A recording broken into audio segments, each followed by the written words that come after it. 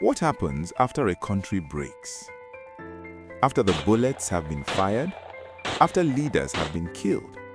After trust has completely collapsed? That's where Nigeria found itself in July 1966. The first coup in January had already shaken the foundation of the country. Top political leaders were assassinated, including Prime Minister Tafawa Balewa and Northern Premier Ahmadu Bello. Even though the coup leaders claimed national motives, many in the north saw it differently. To them, it looked like an ethnic power grab, and that perception alone was enough to divide the country. Then, 6 months later, came the response, the July counter-coup. This time, it wasn't about ideology or reform, it was revenge. Northern officers in the army turned on their Igbo colleagues. Senior officers were killed. The violence spread beyond the barracks, and just like that, whatever unity remained inside the Nigerian military collapsed. Now think about that for a second. If the army, the one institution meant to hold the country together, was already divided along ethnic lines, what did that mean for the country itself?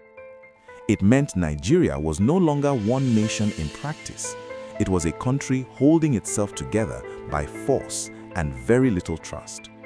And in the middle of all of this chaos, a new leader emerged, Yakubu Gowon. At just 31 years old, he became Nigeria's head of state. Not because he was the most senior, not because he was the most experienced, but because at that moment, he was the safest option. He was seen as someone both sides could tolerate, not strong enough to threaten anyone, not controversial enough to divide things further. And that was enough. But here's where the real problem begins. Choosing a leader because he is acceptable is not the same as choosing a leader who can fix a crisis. Because by the time Gowon took power, Nigeria wasn't just unstable, it was already breaking. Across northern Nigeria, violence against Igbo civilians had escalated rapidly. Thousands were killed. Tens of thousands fled back to the eastern region for safety. Entire communities were uprooted. This wasn't just political tension anymore. This was ethnic fear at a national scale. And the question now wasn't just about leadership, it was about survival. Because the decisions made in the months that followed were based on survival and calming down of the political tensions.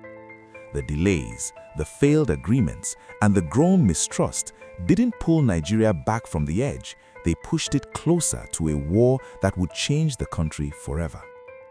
Now, this is where things started to fall apart fast. The effect of the 1966 coup caused a violence that spread across northern Nigeria. And it wasn't just a random violence, but a targeted one.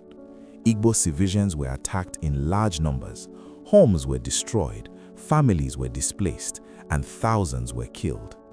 Estimates suggest that between 30,000 and 50,000 Igbos lost their lives during these attacks. But this is just the beginning. You see, the bigger problem wasn't just the violence itself, it was the government's inability to stop it.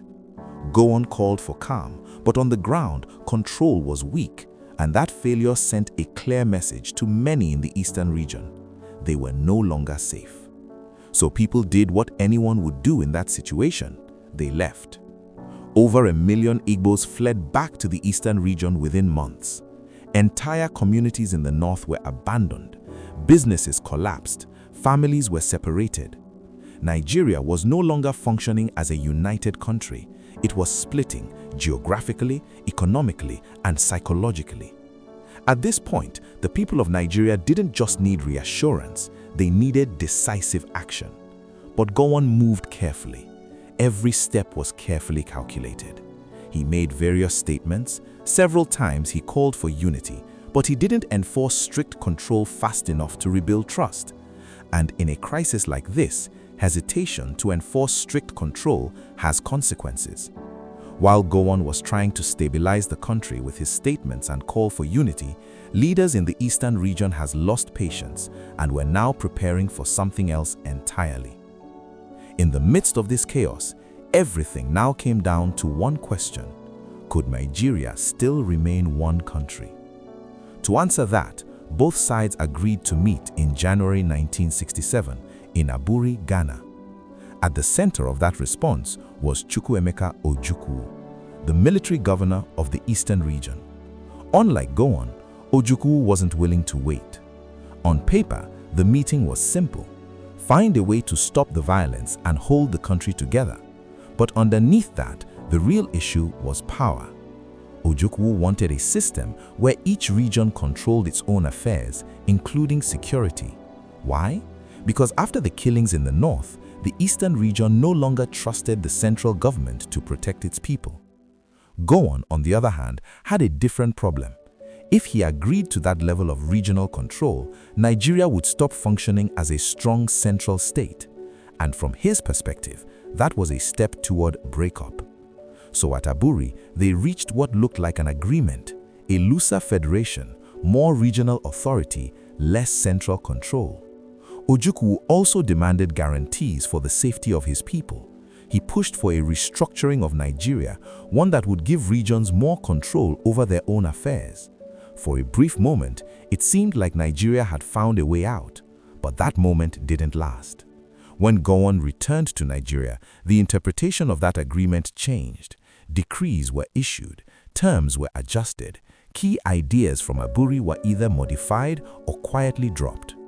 Now, strip away the politics and look at it for what it was: two sides who no longer trusted each other, trying to hold together a country that was already pulling apart. To Ojukwu, this wasn't a policy disagreement. It was proof that the East could not rely on the central government. And once that belief sets in, you're no longer negotiating unity, you're preparing for separation.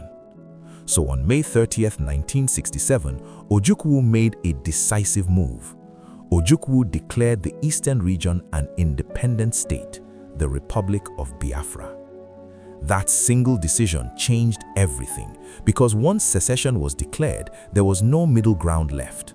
Nigeria was no longer dealing with tension or crisis or negotiation. It was dealing with a direct challenge to its existence. Though at that point, the war hadn't started yet, but the outcome was already locked in. Because when trust is gone and both sides believe they are right, conflict stops being a possibility, it becomes inevitable.